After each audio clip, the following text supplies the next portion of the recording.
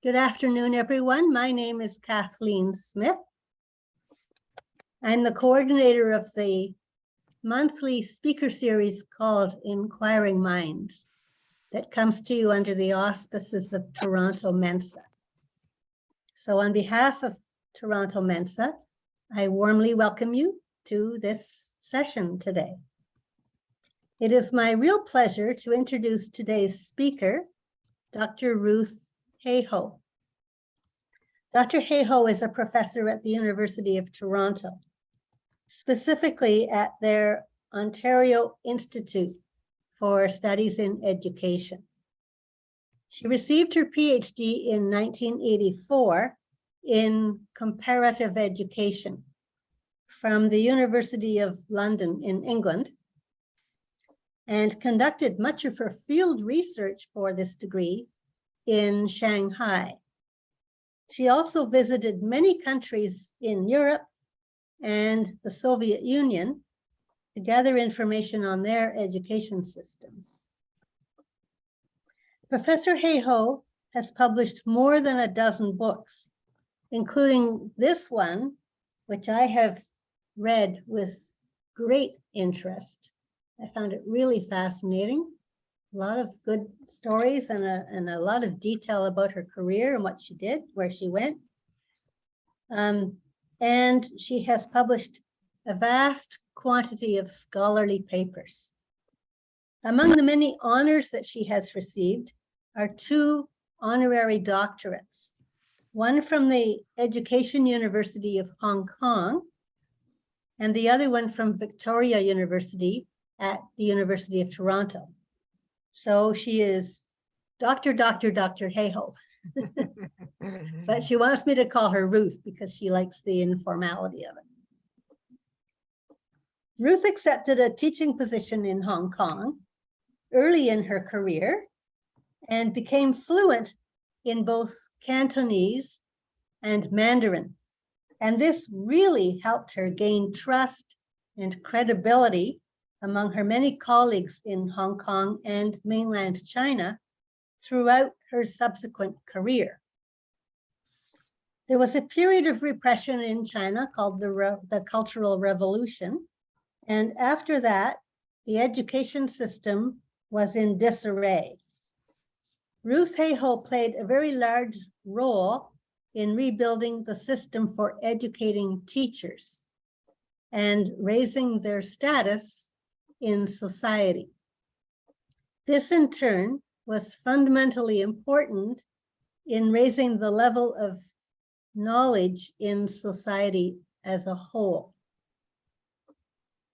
Dr. Hayhoe served as a Canadian diplomat to China, and eventually she was appointed as the president of a university in Hong Kong.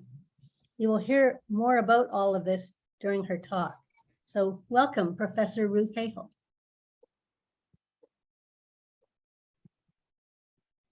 Thank you very much, Kathleen. I'm going to try to pull up my PowerPoint here and just share. Let me just begin by saying I feel it's a real honor and privilege to have this opportunity to speak with all of you. I enjoyed talking with Kathleen as we prepared for this session.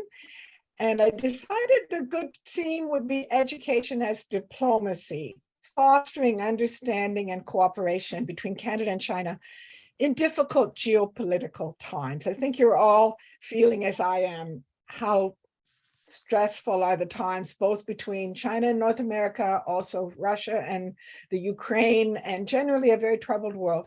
And what I want to share is really an experience going back 55 years when I was a young graduate of University of Toronto and moved out to Hong Kong, of working with China and trying to bring about understanding across deep divides and trying to face up to some of the conflicts and see how they could be resolved.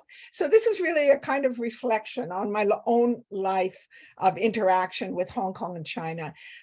As a young teacher, I was in Hong Kong for 11 years, from 67 to 78. Then as a master's student and starting my PhD, I moved to Shanghai and worked there for 2 years in an excellent university, meeting with the students who came back to the university after the Cultural Revolution. Then Beijing from 89 to 91, another time of great geopolitical stress because of the Tiananmen events and the tragedy of the students killed on Tiananmen Square. And then finally, the years when Hong Kong returned to China. I was asked to go back. And so it's been a wonderful experience over a long period. And I find looking back at history gives hope, even in times of geopolitical conflict and lack of understanding. So the overview I'm trying to give is, I started really in a period of severe conflict during the Cultural Revolution. And my passion was, how can we understand and make sure it doesn't happen again? And I was able over a lifetime to see deep patterns and connections between Confucian traditions broadly and my own Christian faith and background, and how those two came forward and reinforced one another is really part of the story. So I'm just going to move along. I've told Kathleen, jump in at any point that she would like to ask me to explain anything more deeply. And I'm just going to start by outlining a few striking features of Chinese culture, which I found very attractive as a young person moving out to Hong Kong, and which I feel make the opportunity for harmony and understanding across between our cultures in the Western world and China. So I just outlined a few points: a commitment to learning for the sake of the self and self-development, a balancing between opposites. Most people are familiar with Confucianism, but the other very strong philosophical tradition in China is Taoism, which is kind of opposite. It's a very natural response to the natural world as against a more socially constructed kind of pattern of human responsibility and interaction. And also a strong sense of personal identity rooted in family and a sense of history. So I just take a few quotes from scholars whose work I have found very helpful. Many of you have heard of Max Weber, the German sociologist, very interested in Eastern philosophies and Confucianism, but he felt they were an obstacle to modernization for China. And in a certain way, this view reached an extreme in China's Cultural Revolution, which was a kind of total reaction against patterns introduced to bring about so-called socialist modernization. So on the one hand, there's this intense conflict between past traditions and the future movements. Interestingly, this was exactly the time I was in Hong Kong as a young teacher. And even as China was struggling with the Cultural Revolution, Japan, Korea, Hong Kong, Singapore, and Taiwan, the other East Asian societies, we're seeing a renaissance of social and economic transformation, beginning with Japan, moving to Korea, other East Asian societies, all rooted in the strength of Confucian values, hard work, family solidarity, and so on. So a lot of fascinating kind of interactions here. So I just give you a couple of positive quotes from Confucianism that I like very much. One current, very strong scholar, was at Harvard for decades, but now in Beijing: a way of learning to be human. The self is never an isolated individual, an island, but a center of relationships, a flowing stream. Can I And just, William Theodore de Barry, sorry, did you want to ask a question?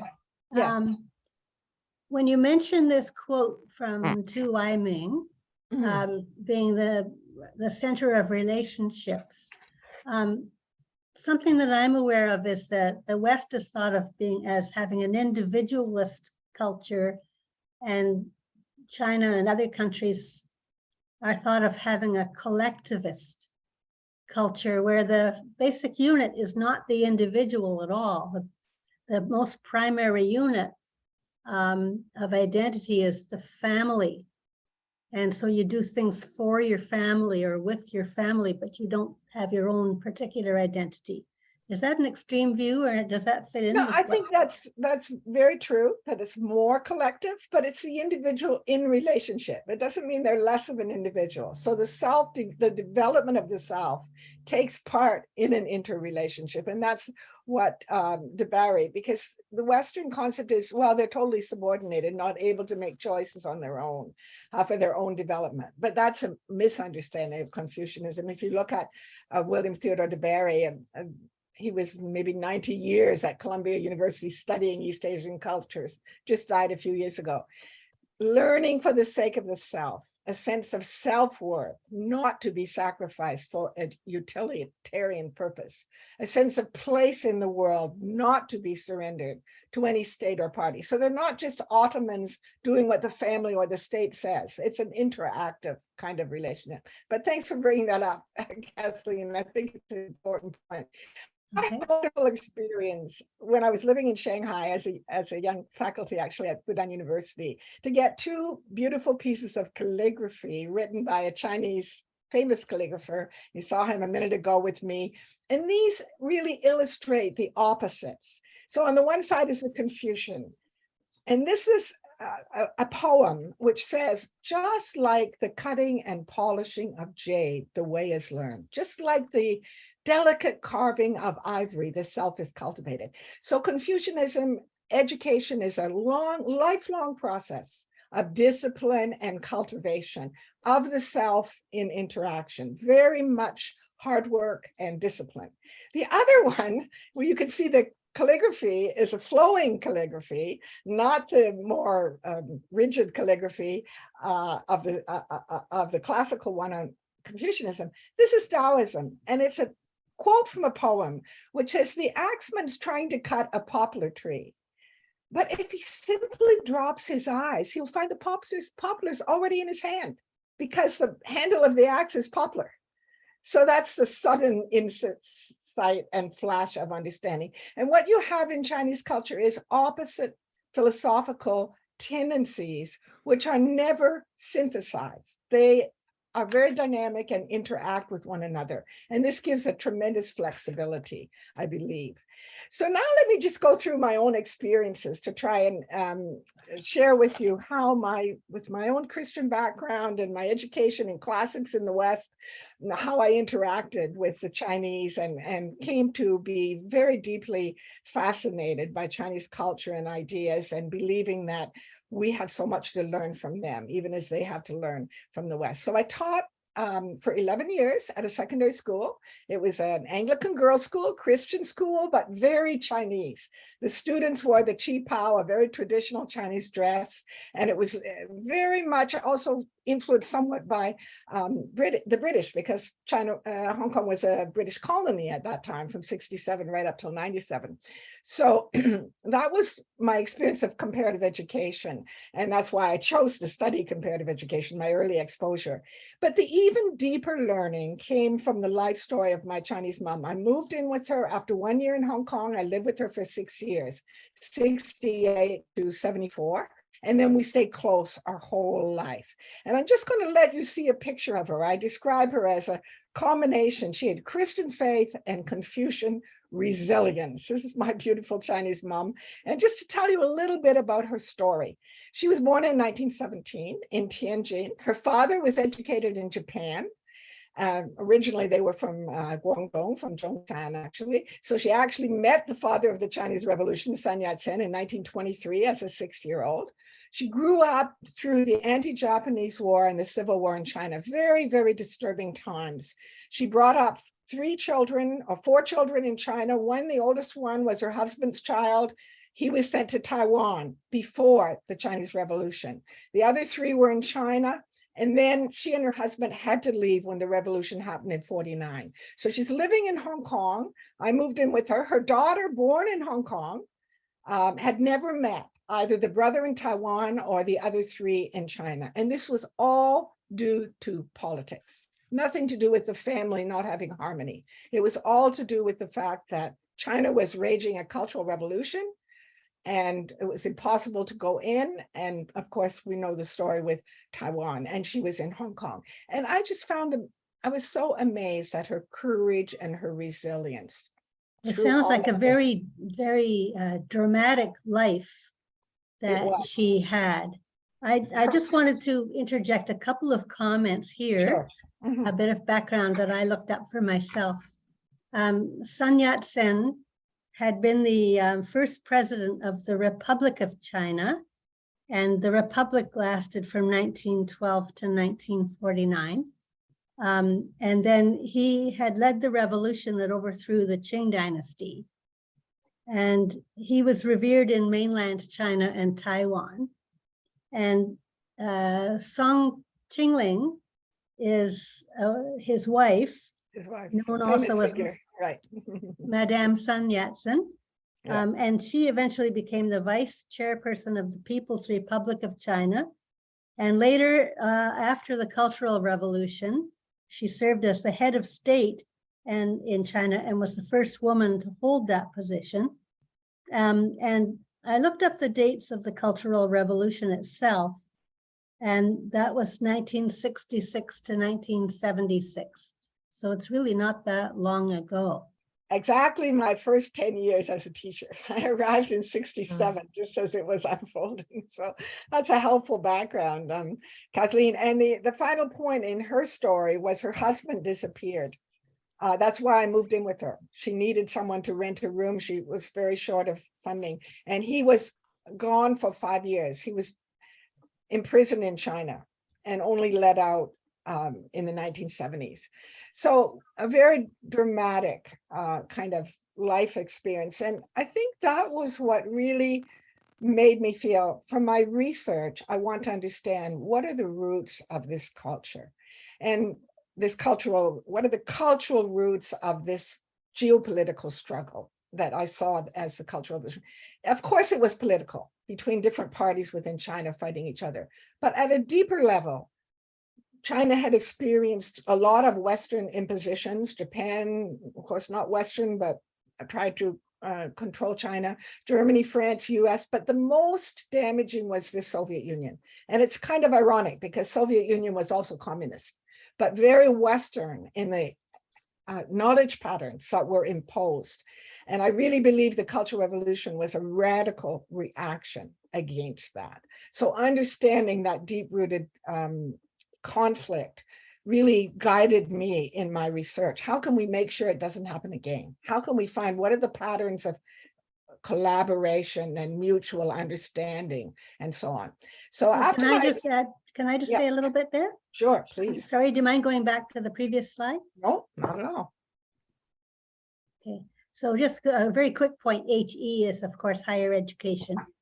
Can you say a little bit, Ruth, about what was really damaging about what the Soviet influence brought with it? What did they do that was so damaging? What was so damaging was it was entirely top down. So it was a centralized system. The Soviet experts were in a hotel in Beijing, and from there they kind of regulated all of the higher education. All knowledge subjects were more and more narrow, as many as 50 or 60 different specialized fields of engineering, everything regulated from above and narrowly specialized.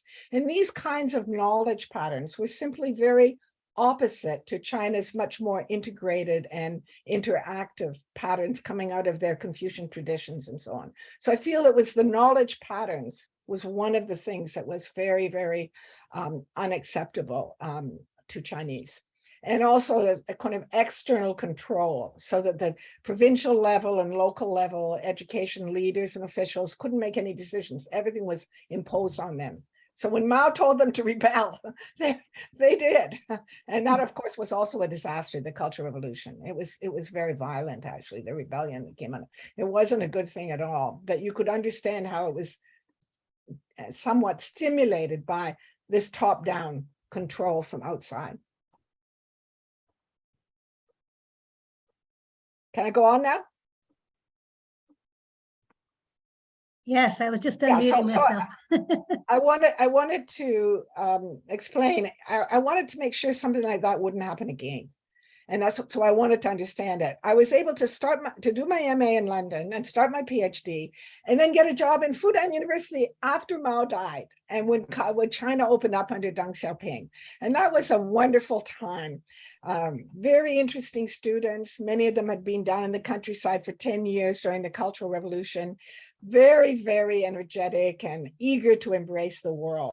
And so I was able to live in Shanghai for 2 years, and I focused on the history of Fudan, which was actually founded by French Jesuits originally, but then got integrated into China's development. And both French and American patterns were a part of it, but they combined with Chinese values. And it just seemed to me a very, very interesting case. So I looked at it very carefully, how that happened. I just show you some of the people. These were the professors, smiles on their faces, pain behind the smiles. They had suffered horribly. Some of them had been in prison and been attacked by Red Guards and so on, but beautiful people that I worked with. And the students, as you can see here, I did a lot of drama with them and other lively things. Very, very lively, full of energy and curiosity and hope. So what I saw living in Shanghai was a new day dawning. Deng Xiaoping spoke about modernization, the world, and the future.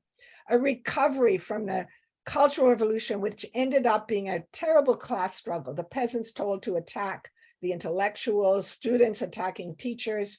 And now all of that we were moving beyond that.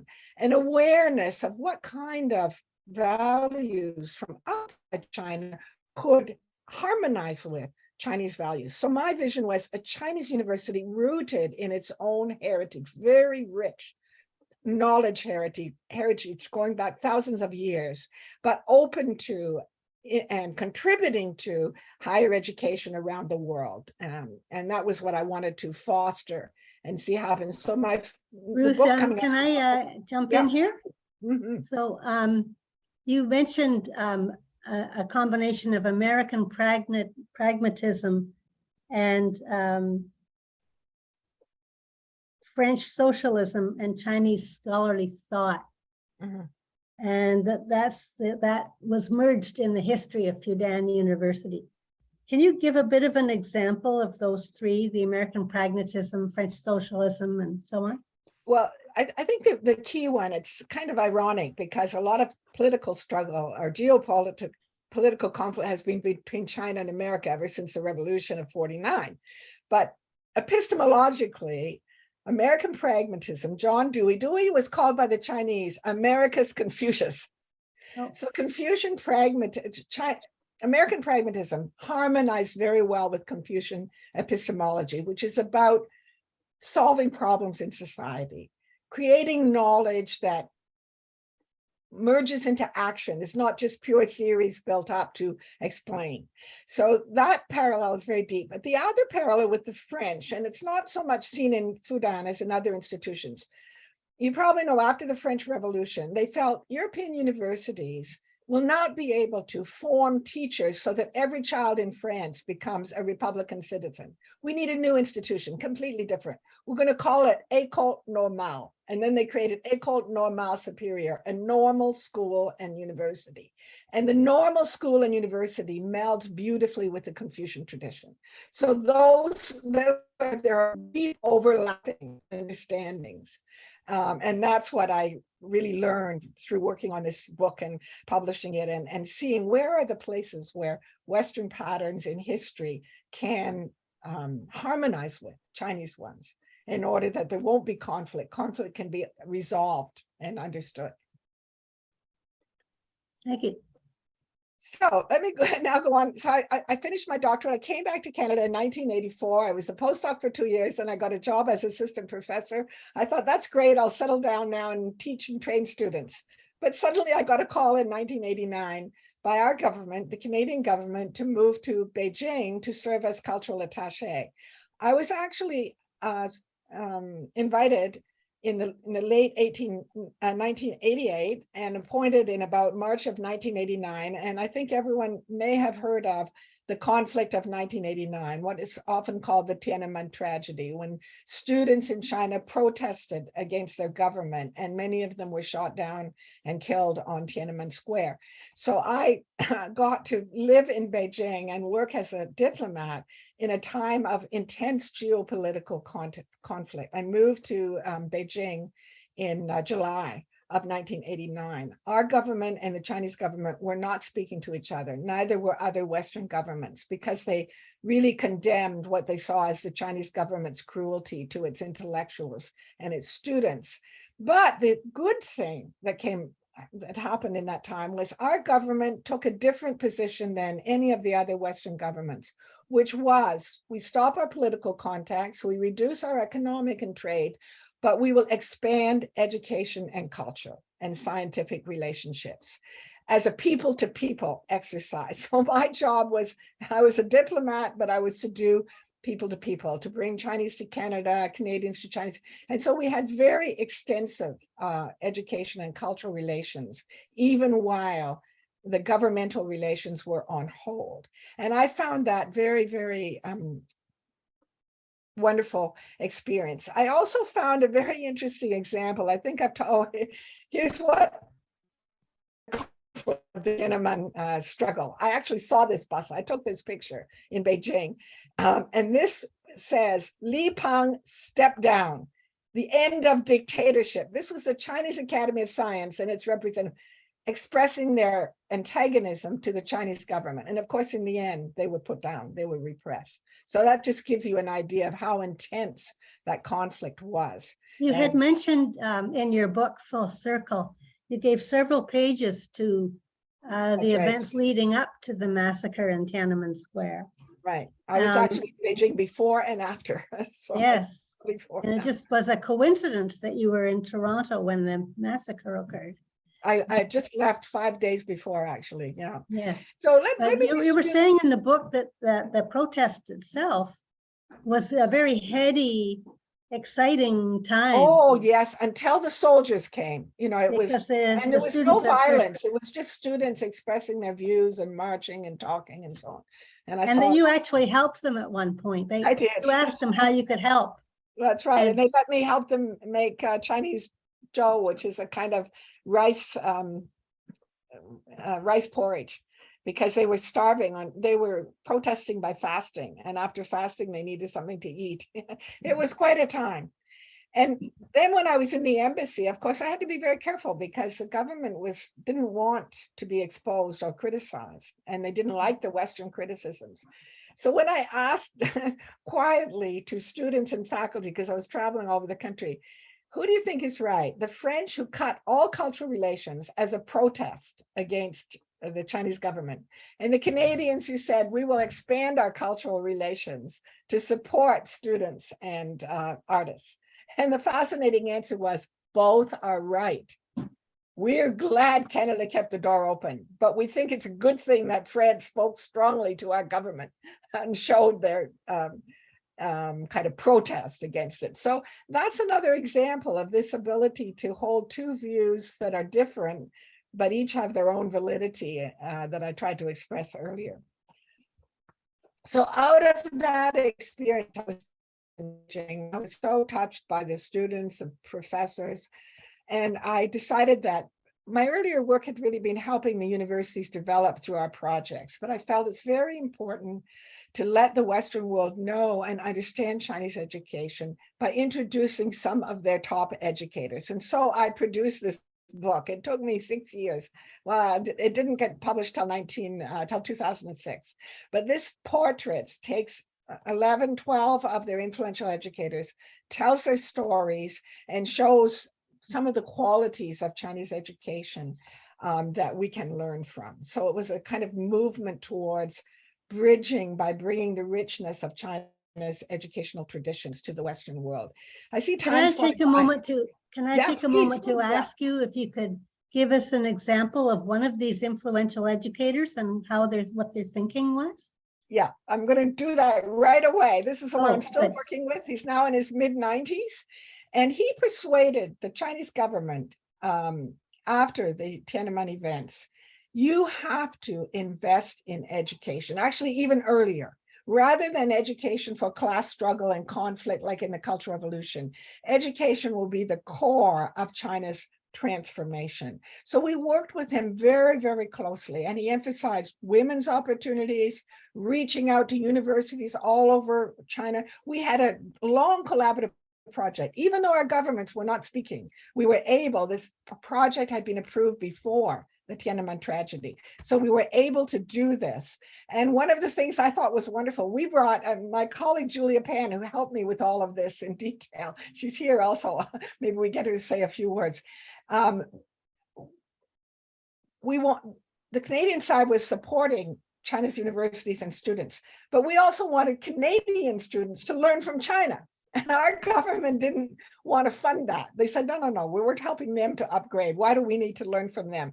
But we finally managed to send 11 of our students to do doctoral study in China. And Guo Mingyuan said, even though they were very poor, not like the China of today, they were very, very limited in their funding, but he welcomed our students to come and study and gave them guidance and provided and so on. So here he is when he's young. He actually studied in the Soviet Union in the 1950s before he came back with his wife. And we gave him an honorary doctorate. That was later in Hong Kong. The other person was a woman. I'll just very quickly tell her story because it's also very wonderful. She was the first woman to be president of a major university, but she had a PhD from MIT. Her father didn't want to go back to China, but she insisted on going back to serve. And during the Cultural Revolution, she was locked up by the Red Guards in her own laboratory for several years. Instead of being angry about that and saying, I'm going to fight back to what you've done to me, she came out of that and she became an outstanding leader, building relationships between China and the United States. Wonderful relationships and supporting the World Bank and so on. So another wonderful Chinese intellectual who you can see the deeply rooted values in her own culture, but also her ability to interact and connect with science in the West. So she was a very amazing person that I learned a great deal from. Yeah. So I know I'm maybe taking too long, Kathleen, but I just want to your share timing here. is fine. In the Analects of Confucius, there's a lovely biography where he describes himself. And when I tried to interpret these scholars' lives in the portraits, I just took the points that are in this biography. At 15, I set my heart on learning.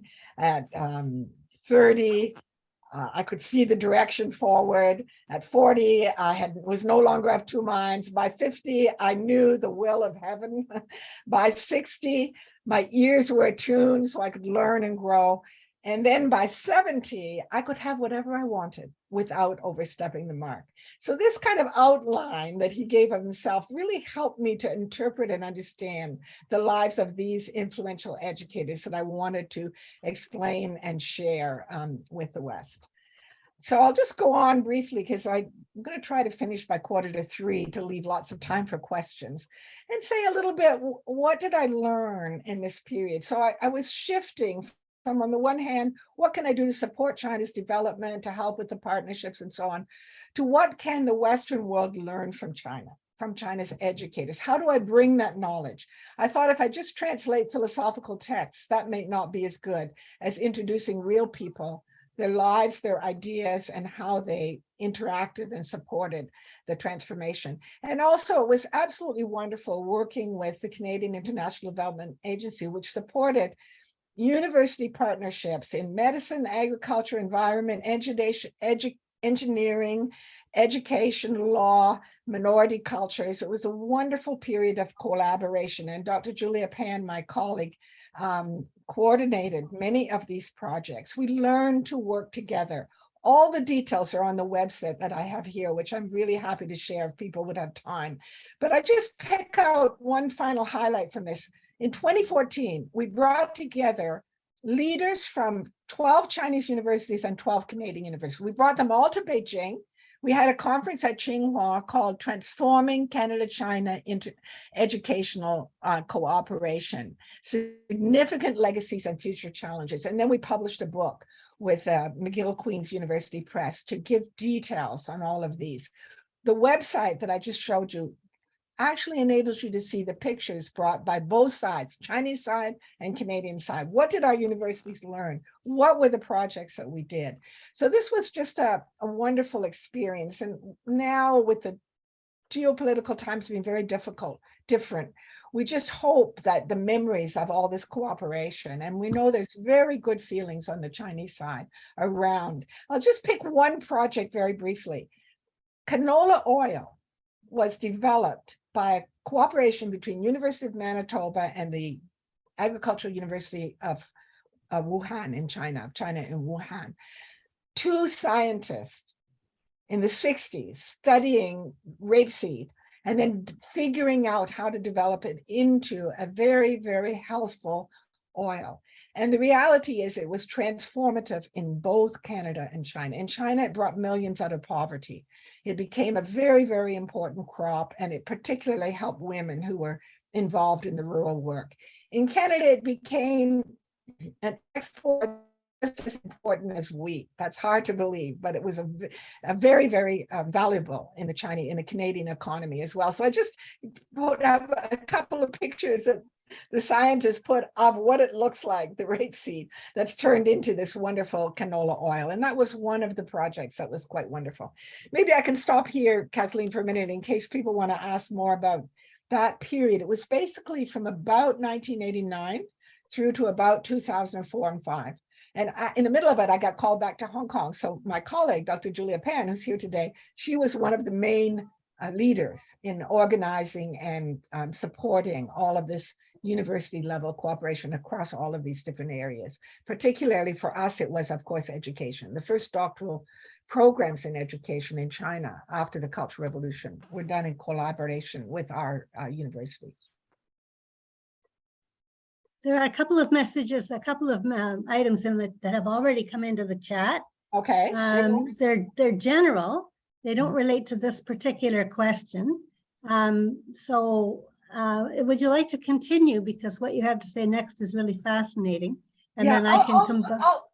That's good. I'll finish maybe in 5 minutes or so, and then we can just open it up to questions from all these different periods. So the first was Hong Kong for 11 years, and Shanghai for 2 years, then Beijing, 89 to 91.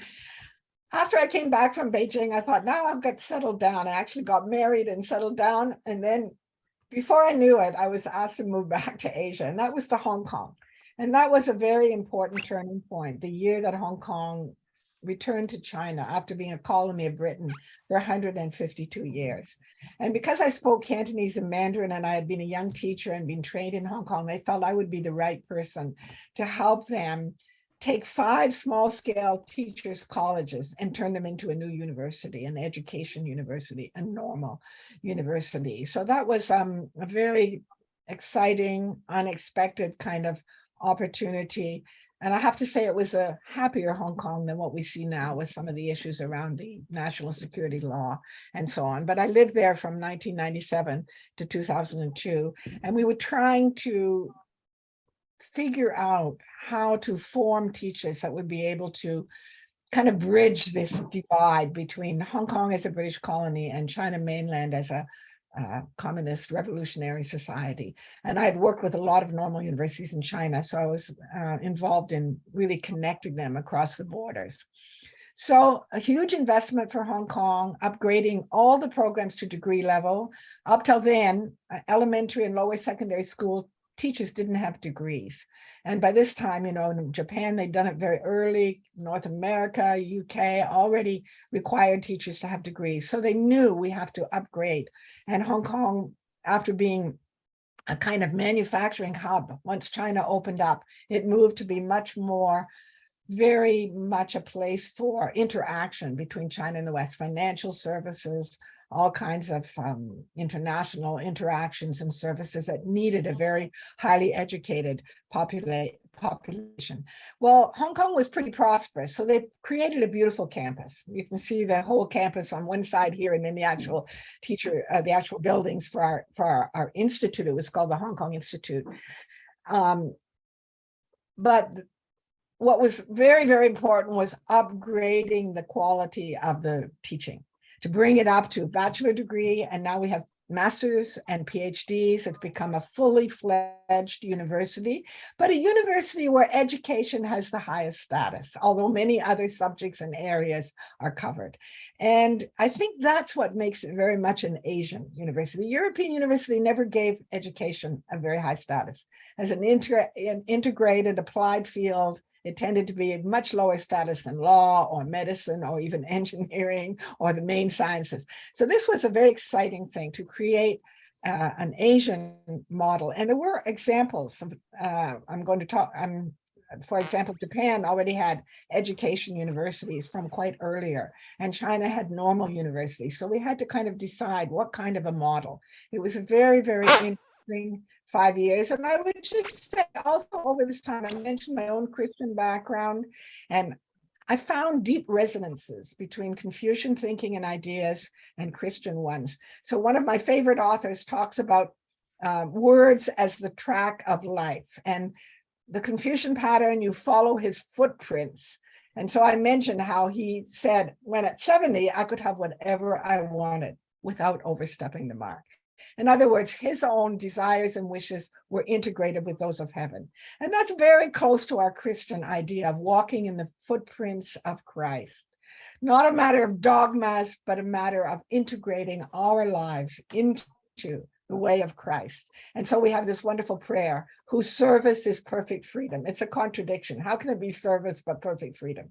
But I see those patterns on both sides. So that was very helpful to me in thinking through how we create an institution that integrates the strengths from both the West and China.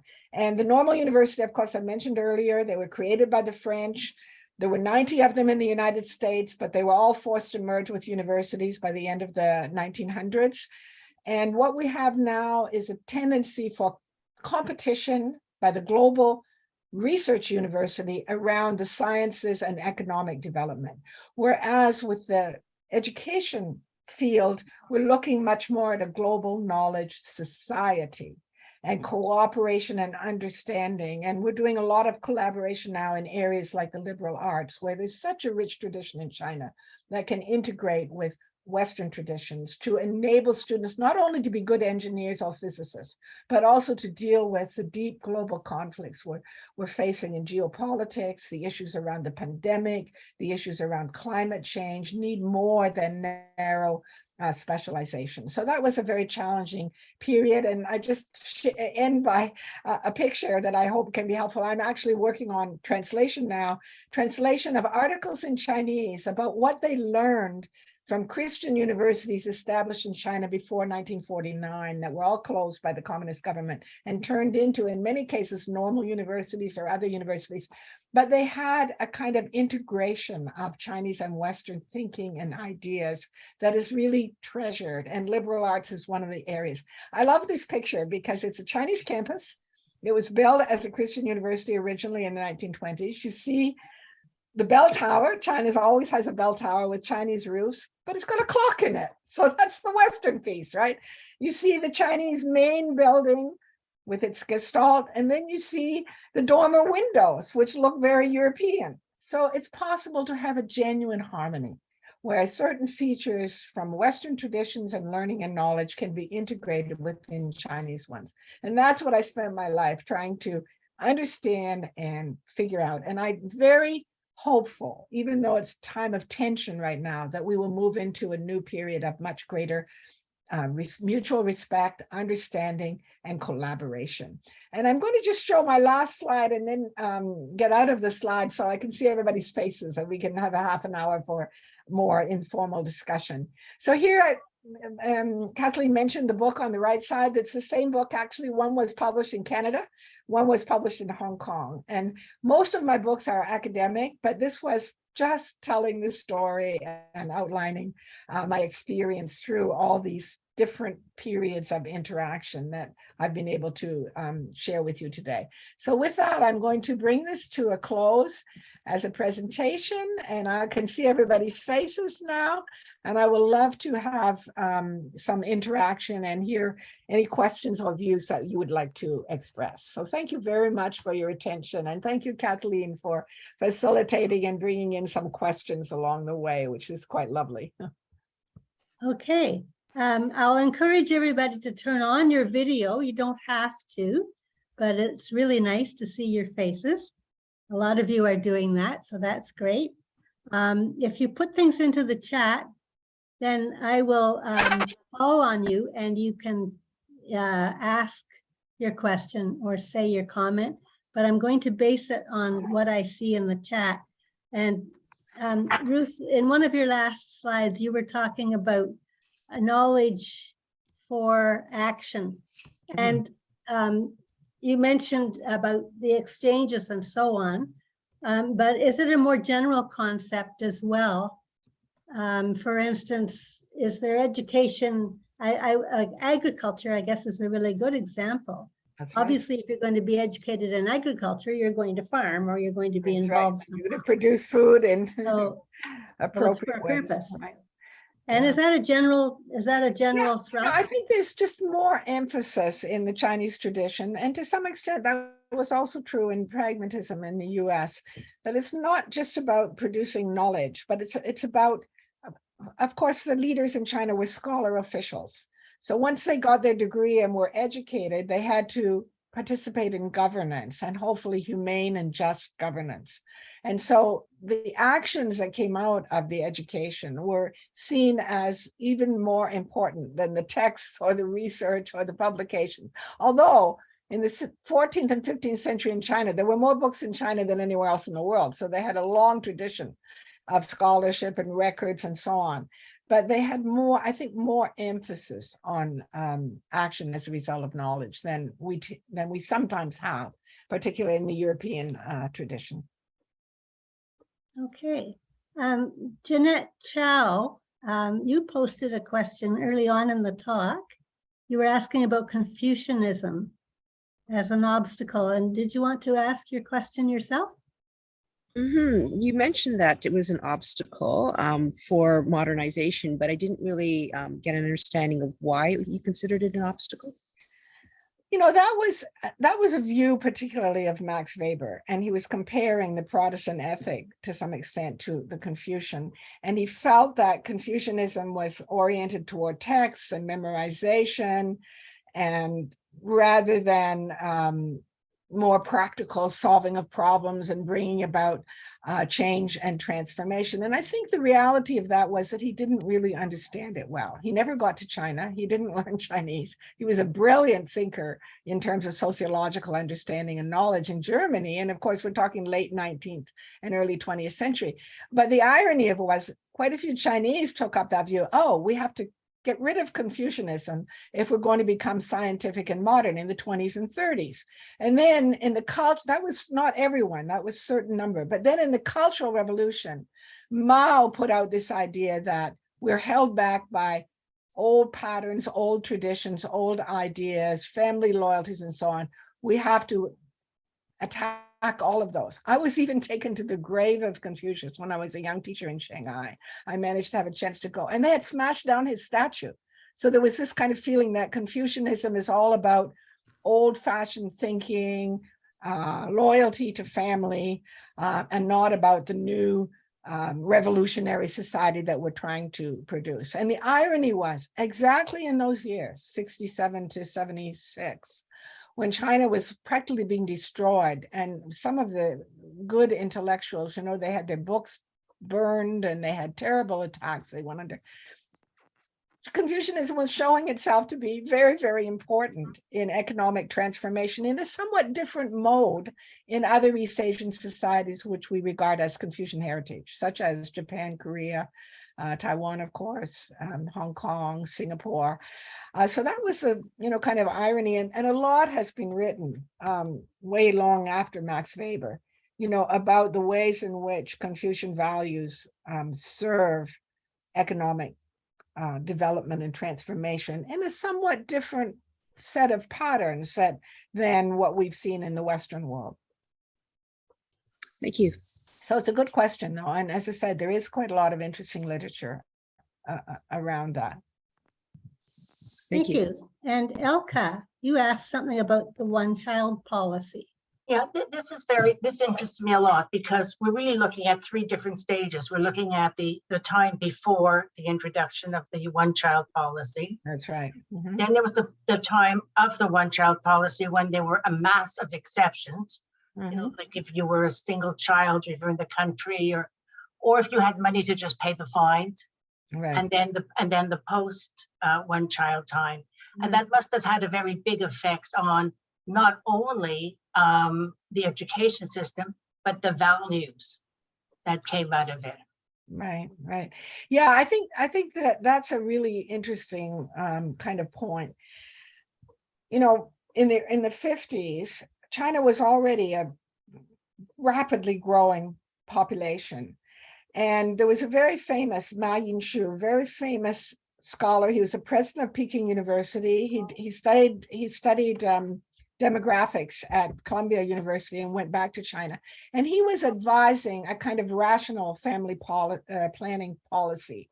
And he was strongly attacked by Mao. He actually had to go into exile for about 20 years, who wanted a very rapid increase in popularity. And many have interpreted that as, you know, yeah, the new emperor wants to have a larger population. So there were very large families in the 50s and 60s. And then there was the realization, well, this is going to be a bit much. We're not going to be able to feed them all and so on. And then you had the beginning of the one-child policy. And as you said, it was imposed unevenly. So urban people were expected to have only one. Rural people were sometimes allowed to have two. Minorities were allowed to have more than one. But it was pretty rigorously imposed for quite a lengthy period of time until fairly recently it's been modified, first to allow two, and now sometimes, I'm not an expert on this, but I just observe it, sometimes more than two. And many of the young women scholars that I work with and have mentored, you know, suddenly they're able to have a second child or even a third child. And it's really very interesting kind of transition and change. So I don't know, was there a particular angle of it, Alka, that you wanted to comment on, or? Well, the whole gender thing. You suddenly had a whole generation of only males. I mean, it has to do something to who gets jobs, who decides jobs, who plans programs, what are their priorities. There has to be a big impact on this. Yeah, that's true, because under the one child, many parents wanted to have a boy because they felt that would be, particularly rural parents, right? And so then what we end up with, they don't have enough brides to marry, and there's all kind of issues around gender imbalance. That's absolutely true. I haven't really studied it in detail, but I think it's a very important and interesting kind of question. Maybe others would have more. I don't have a lot of insight because I haven't looked at it in detail, just observed it, you know, from the side. And sometimes it's hard to know. You know, you hear a lot of exaggerated information on this from critical reporters from outside, how far it's actually the case or not, because I know many families actually did treasure having girls because the girls are going to stay and help and look after them, whereas the boys go off and do their own thing. So there's a lot of angles around this whole issue of one child or more. And also over the whole issue of infanticide, which has obviously been highly. Yeah. But if I could just go in. Yeah, please go into it. Yeah, I've been to China twice. I was there once in 2001, Okay. and then I was back in 2005. Okay. And both times, the hotel, I stayed in Western hotels, you know. Right. Wherever I was, the hotels, the lobbies were full of people coming from all over the world to collect their children from the orphanages. So, you know, and they were all girls. Yeah. Right. The babies were all girls. Yeah. Right. Yeah. Wow. It's true. Really sad. Particularly rural. That was, you know, the position. At least a lot of lives were saved that way. I know many people who adopted children over these years, but that's true. And the other thing to realize in terms of the infanticide, which is of course a very disturbing thing, but Chinese tradition, a child becomes a person when they're 1 month old and they're recognized by their family. So they have a feast when the child is 1 month old. Now, one of the reasons for that traditionally was children often didn't live till 1 month. So they have a pretty different view in terms of both abortion and, you know, the life. And I'm not saying in the modern period, infanticide is definitely illegal, but that was the kind of understanding that the child is a social being as against an individual being. And I think that somehow affects that. Under communism, there were a lot of programs to support women, and there were a lot of greater opportunities given to women. Mao made the famous statement, you know, that women hold up half the world and so on.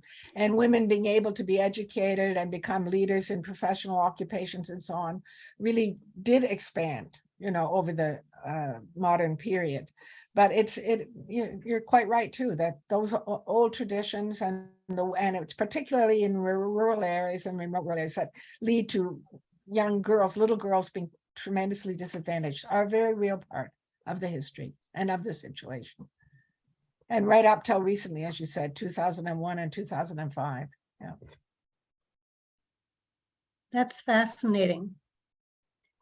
I'll come back to you. I know you have another one. I'll come back to you.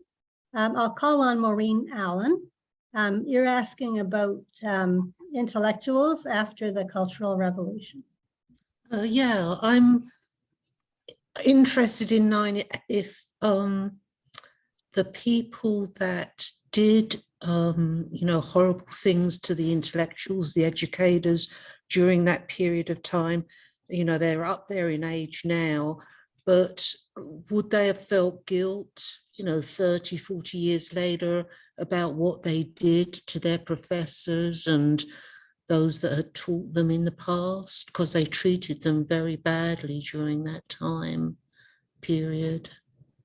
Yeah, it's a really good question. I think the thing that impressed me the most, I knew quite a number of intellectuals who suffered very badly during the Cultural Revolution. I told you about Ceci Dur in prison for 3 years in her own lab, you know, by Red Guards who were pretty ugly and vicious to her, right? And pretty well all of the influential educators that I interviewed, you know, had gone through this kind of terrible treatment. Either by students or by officials in the university or whatever. And what I found so amazing was it was very rare to see someone say, I'm going to fight back. I'm going to make them pay for what they did to me. Rather, I found they had this incredible ability to forgive and to say, I'm going to contribute and transform and move things forward. So how the actual Red Guards themselves, there's been a lot of research on them. It would be really interesting actually to interview them and, you know, how did they work through these conflicts and so on? Did they go and apologize? How did they rethink their lives? I found as a teacher in Shanghai, a very interesting situation. I had in my class both people that had been very radical and had attacked, and people had been the attacked, whose families had been severely attacked and sent down to the countryside. And so, you know, I could feel there was some tensions among the students, and they knew who came from what kind of background, who came from the official background that attacked, who came from the intellectual background that had been attacked and forced out, and so on. So the way I used to have them over to sit and talk with me and so on. And what I would do is let them volunteer who wanted to come together. So I didn't force anyone who was in any kind of conflictual situation. But the sense I got was that they gradually kind of worked through, and they were so relieved, you know, that the conflict of the Cultural Revolution was over. And there was a lot of, I had one older student who was an auditor actually, and he was originally from Fudan and from Shanghai, and he had been forced into exile up in the Northwest for a long period of time. And, you know, he had 2 children up there. And the reason he was forced into exile was he wanted to marry a woman that the Communist Party considered to be unacceptable. And so they tried to force him to break off with her, and he insisted on marrying her. And then the result was they got to live in a remote area in very difficult circumstances. And when he talked to my students, you know, he said, I don't regret it. I loved her. I'm glad that I did what I did. And now I'm able to come back and be in Shanghai. So, you know, I think people kind of, I could only see a few examples of this, but they kind of worked through these kinds of conflicts back into, more respect, forgiveness, understanding, but particularly with the educators. I was just so impressed at people that had really suffered and could not be blamed if they had been so angry as to say, I've got to pay them back and make sure they get punished. I didn't see that happening. So that to me was kind of a remarkable, just in my own circles, the intellectuals that I worked with. But I cannot say, I mean, some may well have had a different view, and how many of the Red Guards actually later apologized, or how they thought about their those kind of episodes of violence and so on, would be a very good question to try and find out more about. And just one more quick question. Yeah. How the rural population mainly, how many can actually write Chinese out of the population today? I think they've had a huge, I mean, mass literacy began very early, even before the revolution. There have been huge efforts. And one of the reasons to develop simplified Chinese characters, 200 simplified characters, which are the most commonly used, was to be sure that rural children and so on could learn Chinese. So, to a Westerner, it looks extremely difficult, but it's actually remarkable how well children, even in rural areas, parents are very committed to educate. It's part of the Confucian tradition. Whether or not they're highly educated, they have that kind of commitment and that kind of hope for their children. So I can't give you exact statistics, but I would think the levels of literacy are pretty high throughout China today. Okay, well, thank you. Appreciate it. You're welcome. So I will come to Elka and to Richard in a moment, but I want to call on Tim Edwards. You've made a comment about the Red Guards.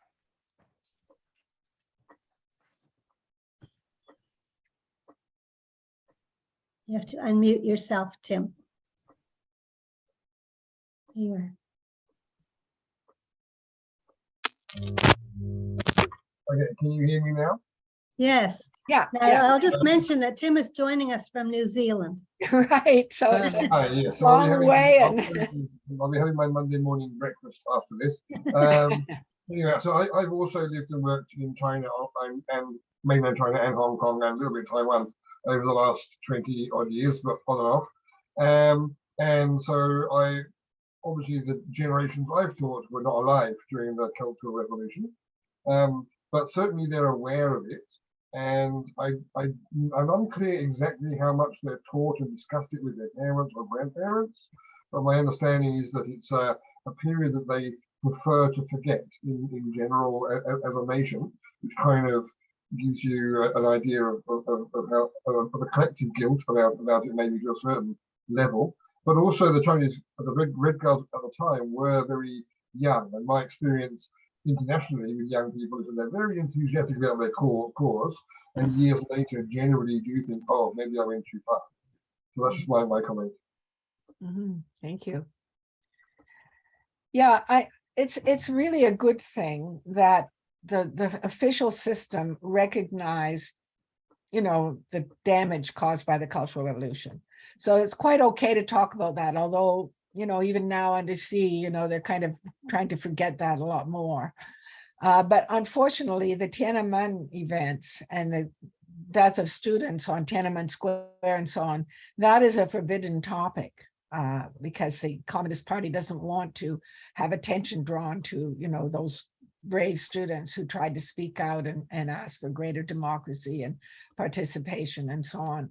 So it's a big issue. It's a particularly big issue for Hong Kong because they always had a memorial every year for the Tiananmen Square tragedy, and now they're not allowed to do that.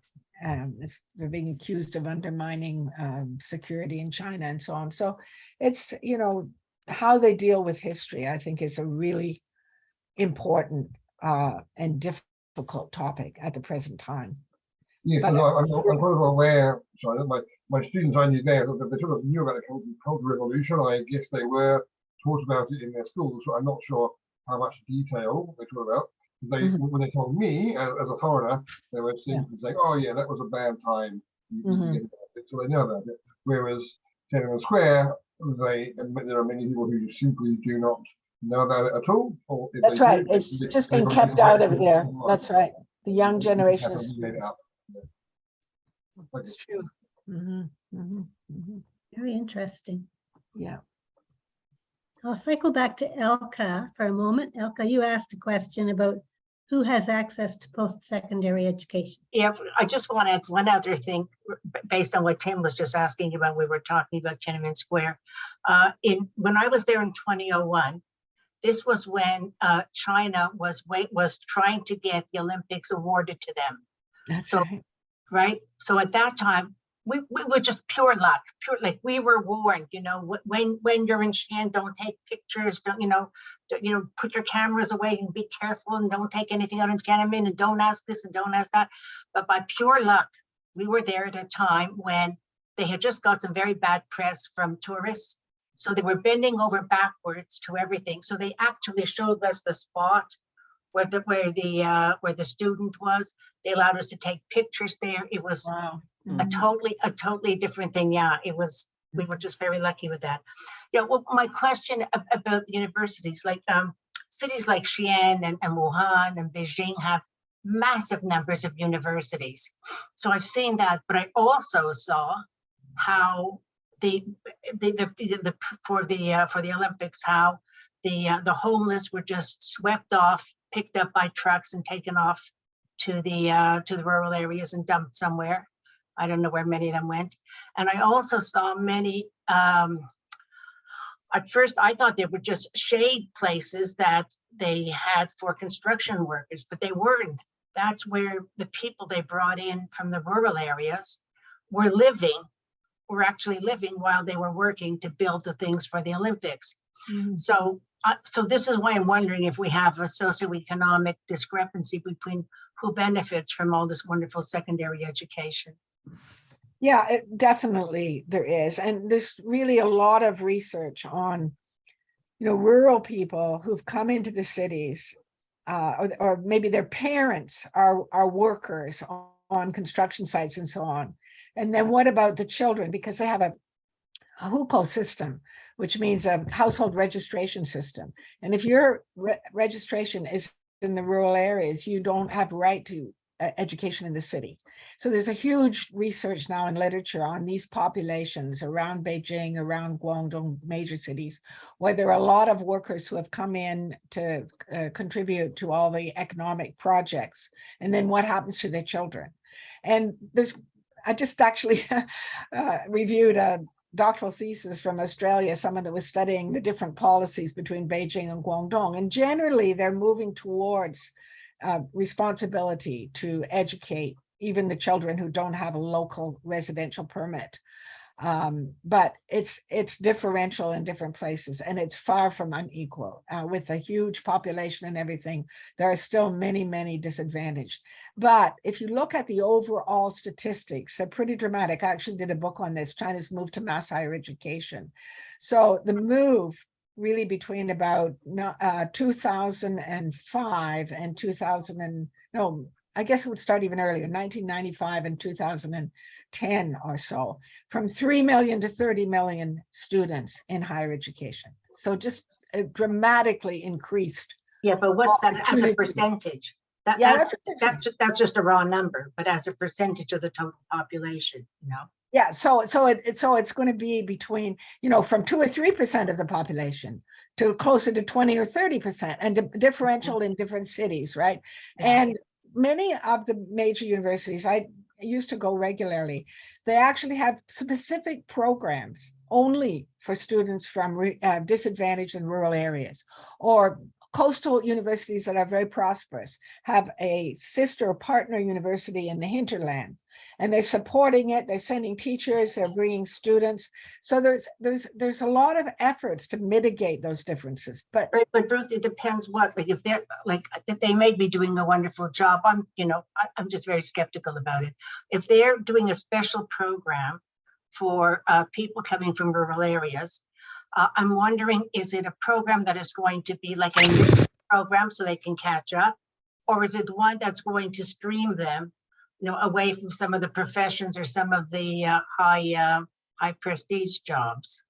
Well, yeah, there's no perfection in all of this, but generally, I would say the opportunities are so much greater than they used to be, for people from disadvantaged backgrounds. But you're right.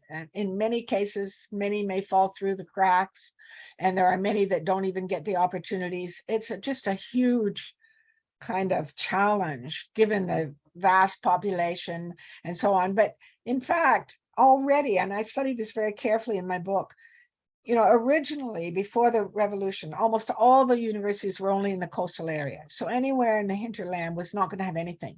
But in the 1950s, they broadly expanded, and many coastal universities were required to move into the hinterland in order to open up opportunities for people that otherwise wouldn't have them. So it's a very complex history, but I think there has been a lot of progress with it. And there's also a good thing is a lot of scholars that are actually looking at this critically within China, and then, writing about what kind of policy change would make a difference to students from rural areas who are disadvantaged. At the same time, those who are advantaged, either politically or academically, can always manipulate the system in their interests, and the families can do so also. So there's certainly a lot of inequity. I don't deny that at all. But I think there has been progress towards greater participation and equity. I'll call on Richard Harrell.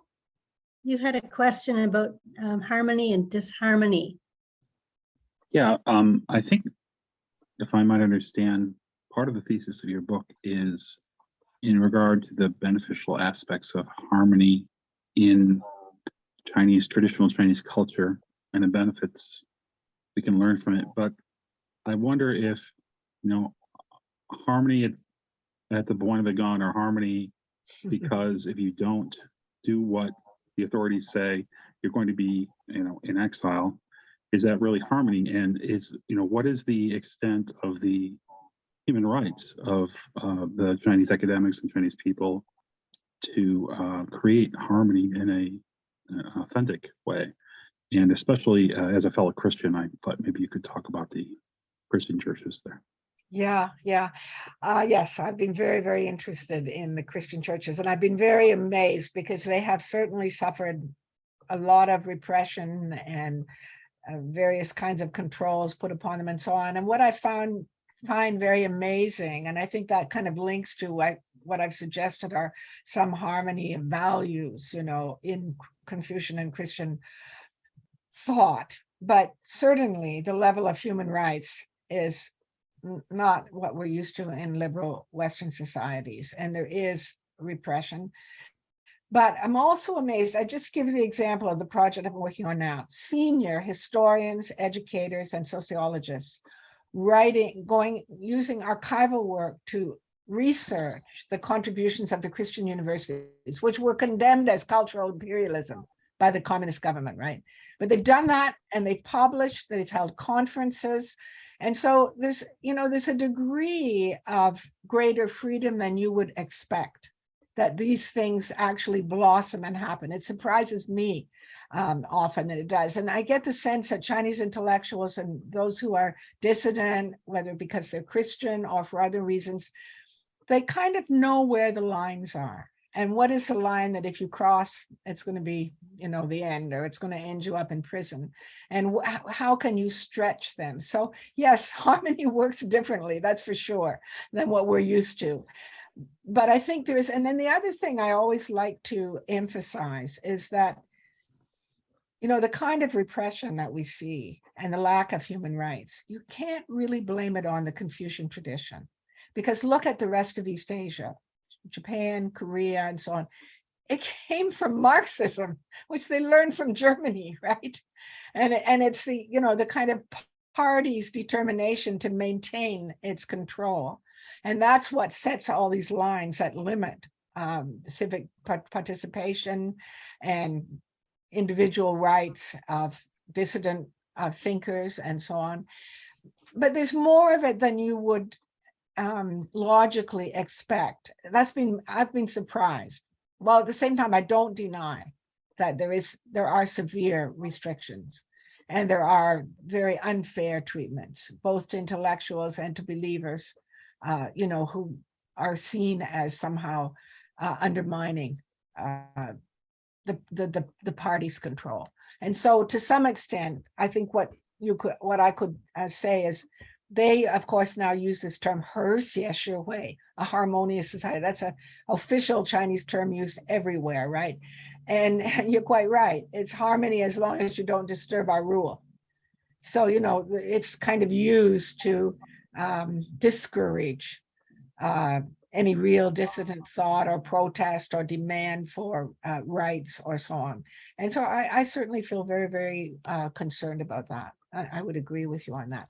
But as I say, what amazes me is the degree to which, particularly Christian churches and believers, and I'm in contact with many all over China, how they still manage, to find ways to worship, to find ways to express their faith, to bring others to faith. I have a lot of students coming from China as visitors, and I'm always surprised to find among them are Christians. How does that happen? Given the kind of repression that we know is pretty prevalent in the current Chinese situation. I think particularly under Deng Xiaoping, things opened up a lot. Xi Jinping has been much more controlling and top down and dominating and so on. So that's a real problem and a real issue. So I have to agree with you that, harmony can be used as a kind of political tool, as a phrase that is very somehow acceptable within Chinese culture, but it can be used as a political tool.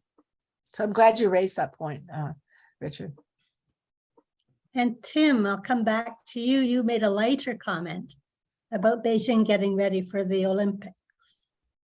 Oh, yeah, that was just a comment really in response to what the lady was saying about herself being there in 2001. It's more, there's a lot of, I'm sure some of you are aware, a lot of face, how things look, and how things look may not be how things are. Mm-hmm, mm-hmm, mm-hmm. And then, some people who've been there for a while know that. A lot of Chinese themselves know that. But a lot of visitors may not realize that. Mm-hmm, mm-hmm. You were saying that they painted the buildings freshly, and then Yes, after. Elka's followed up on the comment just there as well. Yes, it's all about face and appearance many times, especially when you're looking outwards or giving an appearance to visitors. Mm-hmm. Yeah, I think that's another, not only Chinese, but somewhat Asian thing, that wish to have face, to be able to give a good picture of things that sometimes hides things that are not so admirable. Maybe that links with, because again, when I was there as a teacher in mainland China especially, only certain schools 20 years ago, only certain schools were allowed to employ foreign teachers and could afford to pay foreign teachers, but it tended to be the better schools. So maybe the foreign teachers get a good impression of China. As Elka says in the comments there, many countries spruce up for the Olympics. I'm talking about when the Olympic Commission came through to look at Beijing and say, shall we award them the Olympics or not? And then they painted the buildings freshly, but it was only basic cheap watercolor paint all washed off a week later. I'll wrap up things with comments of my own, Ruth. Thank you. That you studied, your thesis and your life was on comparative education. Obviously comparing the education systems in different countries. And for that, you had to travel to many countries beyond China and Hong Kong, like France and Germany and Washington and so on. Can you say a little bit more about that? Yeah, I think one of the big arguments in comparative education is how far your understanding of education in different cultures requires you to know the language and to have absolute real experience and observation. Some people think it can be done mainly with statistics and comparison of achievements by statistics and so on. Whereas I came much more in a tradition of more ethnographic. We need to observe, we need to understand, we need to have the language. I don't think I could have done the work that I did, without learning Chinese. I do have some other languages as well. So I think language is a very important area in comparative education. And I was very fortunate just to have the opportunities that I had to travel. So I'm very thankful for that. But as I say, there's many different schools of comparative education. Some focus, I'm sure you're all aware of some of the IEA, which is the Association of International Education, which is all about testing and then comparing test results across many countries and cultures. So you don't have to be there. You can just get the statistics and look at them. PISA is another case. You know, same test applied across many countries, doesn't require travel. It's just statistics that come out and get compared. And then we try to figure out what are the things that cause high achievement, what are the main differences and so on. But in my feeling about comparative education, it really does require language and observation and actual experience within other education systems. And the context is very important. So you have to be able to understand the whole social and political system in which an education set of patterns emerge and function. Yes. Now, in your PowerPoint, you gave a link to some further information. And I just want to point out that if the link turns out not to be clickable for you and you want to have that further information, contact me and I will send you the link in a clickable format. And thank you everyone for such a stimulating discussion and for being here. And especially for those of you who've come from quite a distance virtually. But all of you are very welcome and it's great to see you and hear from you. And a special thanks to Ruth on behalf of Toronto Mensa. I want to say thank you very much for this really fascinating presentation and discussion. And I just want to let you know that we will be sending you a little gift as a sign of our appreciation. So thank you very much. Well, I appreciate all the sharing from all of you, giving your time and coming to be here today. And I hope some of the things I've shared will just maybe open up some new understandings. It's been a passion for me to be a kind of bridge between China, East Asia, and Canada. Yeah, and I do recommend this book, Full Circle. Which you can see I got it from the Toronto Public Library system. Okay, so thank you very much, Ruth, and thank you very much, everyone, for today. Bye for now. Bye. Bye. Bye.